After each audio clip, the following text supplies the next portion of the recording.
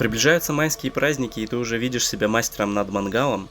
Я верю в ваше умение готовить шашлыки, так что все советы оставлю у себя. Но вот знаешь ли ты, как приготовить вкусный обед и не спалить при этом половину национального достояния?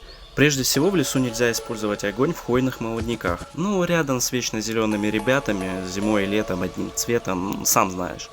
На местах, где уже был недавно пожар, а также там, где много разного горючего материала. Сухая трава, сухостой, ветки, торф.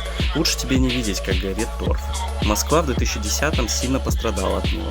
И еще под кронами деревьев тоже не стоит жечь костры. Так вот, если ты нашел пригодное место, то дальше тебе следует окопать твой очаг полосой 0,5 метров, чтобы, не дай бог, огонь не вышел за пределы задуманного.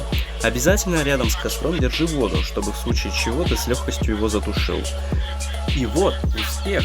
Ты справился с очень важным делом и даже приготовил поесть себе и своим близким. Что же делать после? Обильно полей место твоего кострища. Ты же не хочешь, чтобы какой-нибудь уголек разгорелся. И начинай готовиться, ведь скоро